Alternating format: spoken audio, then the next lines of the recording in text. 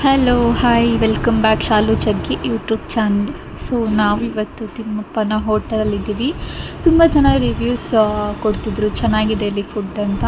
So actually ನಾನು try ಮಾಡಬೇಕು ಅಂತ ಅಂದ್ಬಿಟ್ಟು ಹೇಗೋ ಟ್ರಿಪ್ಪಿಗೆ ಬಂದಿದ್ವಲ್ಲ, ಅದು ಉಡುಪಿಗೆ ಬಂದಿದ್ವಿ.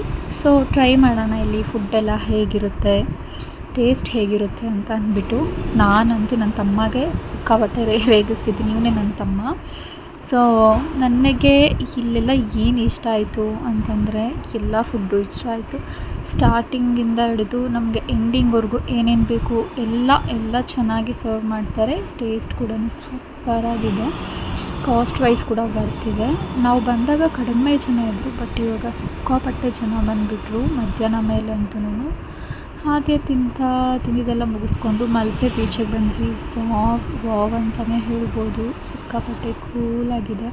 ಈಗ ಯಾರನ್ನು ತುಂಬ ಮೂಡ್ ಅಪ್ಸೆಟ್ ಆಗಿರ್ತಾರಲ್ವ, ತುಂಬ ಕೋಪದಲ್ಲಿರ್ತಾರೆ, ತುಂಬ ಬೇಜಾರಾಗಿರುತ್ತೆ ಅಂಥವ್ರು ಆ ಪ್ಲೇಸ್ಗೆ ಹೋದರೆ ಸಖತ್ತಾಗಿರುತ್ತೆ. ಹಾಗೆ ಮಲ್ಪೆ ಬೀಚೆಲ್ಲ ಮುಗಿಸ್ಕೊಂಡು ನೆಕ್ಸ್ಟ್ ಡೇ ಬೆಂಗಳೂರು ಕಡೆ ಬಂದ್ವಿ. ಸಿಕ್ಕಾಪಟ್ಟೆ ಮಳೆ ಅಂದರೆ ಮಳೆ. ನನಗಂತೂ ತುಂಬಾ ಭಯ ಆಗೋಯಿತು. ಆಪೋಸಿಟ್ ಗಾಡಿ ಎಲ್ಲ ಕರೆಕ್ಟಾಗಿ ಕಾಣಿಸ್ತಿಲ್ವೇನೋ ಅನ್ನೋ ಥರ. ಆ್ಯಕ್ಚುಲಿ ಹೇಳಬೇಕಂದ್ರೆ ನಾನು ಮುದ್ದು ಮಗೆ ಸೈಡಲ್ಲಿ ಹಾಕ್ಬಿಡು, ಕಾರ್ ನಿಲ್ಲಿಸು ಅಂತಲೇ ಅಂದೆ, ಅಷ್ಟು ಮಳೆ ಇತ್ತು.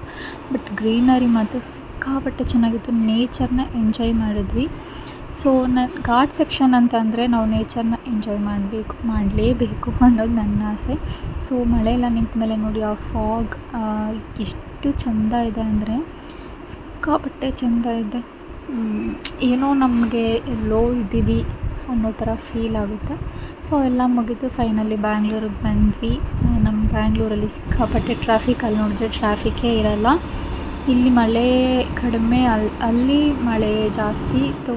ಸೊ ತುಂಬ ಚೇಂಜಸ್ ಇದೆ. ಸೊ ನನ್ನ ಚಾನಲ್ನ ಯಾರೆಲ್ಲ ಸಬ್ಸ್ಕ್ರೈಬ್ ಮಾಡಿಲ್ಲ ಅಂದರೆ ಬೇಗ ಸಬ್ಸ್ಕ್ರೈಬ್ ಮಾಡಿ ನನ್ನ ಚಾನಲ್ಗೆ ಸಪೋರ್ಟ್ ಮಾಡಿ.